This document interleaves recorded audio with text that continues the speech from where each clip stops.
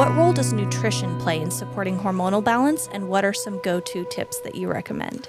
The biggest thing is making sure you're eating enough. Most women are under eating without even realizing it.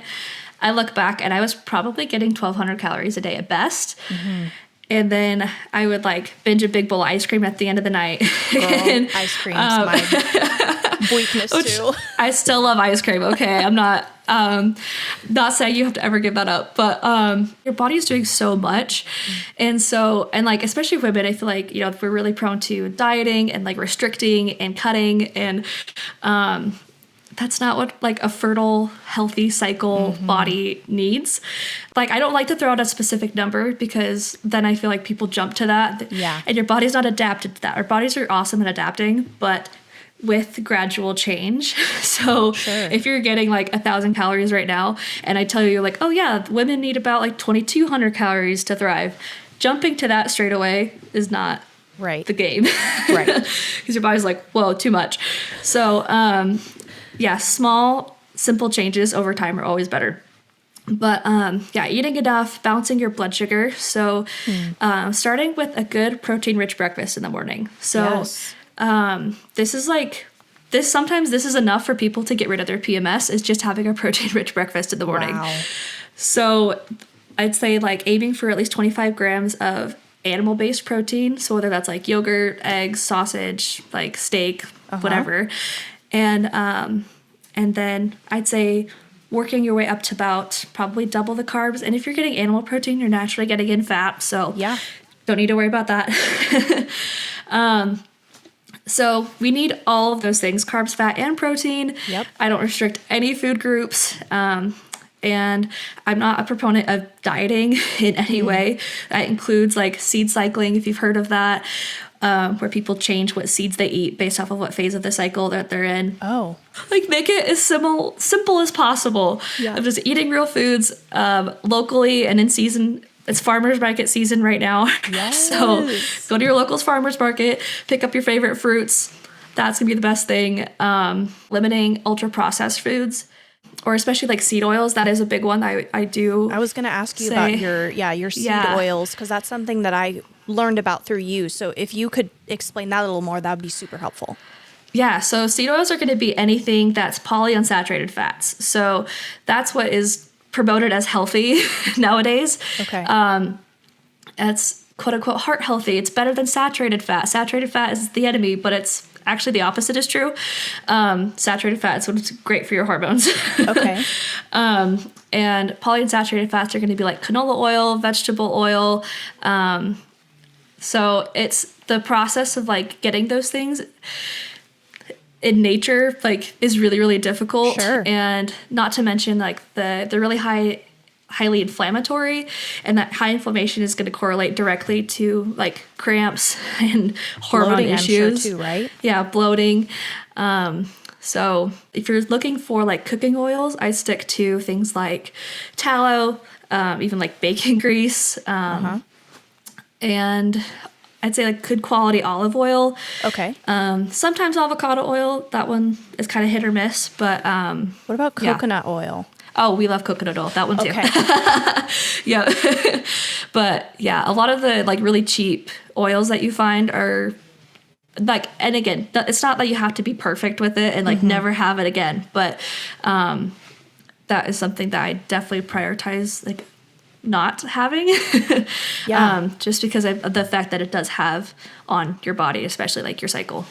And I think what I'm hearing is like, at the end of the day, if you're ever confused about what you should be putting in your body, like natural is better, and balancing all of the food groups and the things that you know like the things you learned in the food pyramid when you were a kid, like we've probably grown through these fad diets of like no carb and like low fat and all that stuff. Yeah. But as a woman, it's so important for us to have those things in our bodies. Like, I'm sure that there are things that men could handle that women could not, like I think a lot of times fat is a scary word and carbs is a scary word, but we need to know that those things are super important for our bodies and they exist in like a food sense for a reason.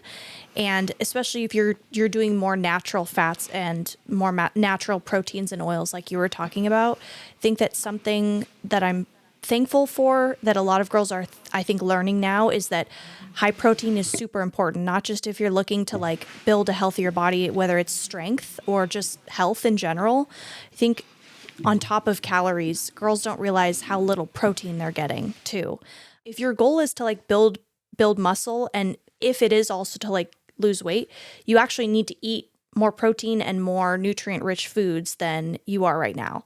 And it's just so interesting that it all connects together, like healthy period, build muscle, like have a healthy body, like all those things are connected to healthy fats, natural foods, eating carbs, like being okay with eating a slice of bread at the end of the day. You know what I mean?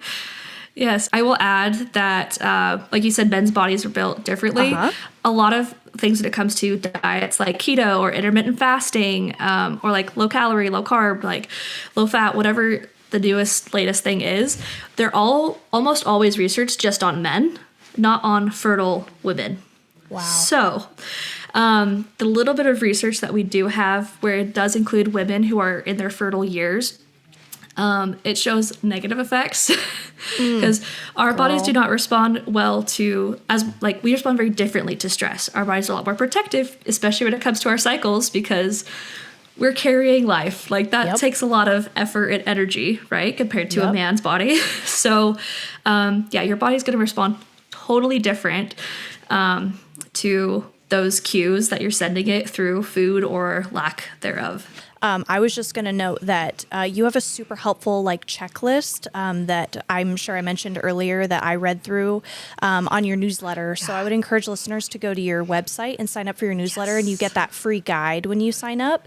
And then I think as a second little email, I got another checklist from you that had a recipe for a special drink that you recommend. So don't tell people, because I'm going to make it be something that they should sign up for if they want to get this drink that can help to help with your cramps, right? And just your period health in general. Yeah. The whole checklist is just like everything you should look for of like red flags that you think are normal. Yep. And then, some little quick tips to help get you started to have a happy period again. Yes. So I'll link your website and then the link to your newsletter too in the show notes for anyone that wants to get that checklist, because it was super helpful for me. I think I actually went through it and I was surprised to see that I had a healthier one than I thought. We were talking a little bit about misinformation about like female bodies versus men's bodies. So what are some of the biggest myths that you hear about periods and fertility, and how do you work to correct them through your content? I think the biggest one is that periods should be awful. Like, it's just part of being a woman. Any other, like, point of misinformation is really nuanced, and, like, there's so many rabbit holes you could, like, directions you could take this question. But I'd say that is the ultimate thing, is we expect puberty to be, like, really awful, and then, now you have a cycle, and that's annoying and frustrating, and, like, you're down and out, once a month, and then, like... pregnancy is terrible and miserable. I keep getting told that, like, people are like, aren't you just so miserable already? I'm like, not really, actually. Feel really great. And then, like, birth is this big scary thing, and then motherhood is this big scary thing. I'd say that is the biggest misinformation, is that, like, your body is against you and it should be miserable. And, I know some people even bring in, like, the biblical perspective of, like, that's Eve's curse, is, childbearing and fertility and your cycle. It's a punishment. Not true. Yes, totally. Not true at all.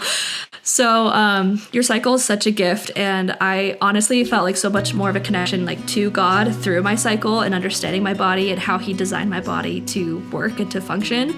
Your body is amazing, and your period is designed to be easy and regular and beautiful.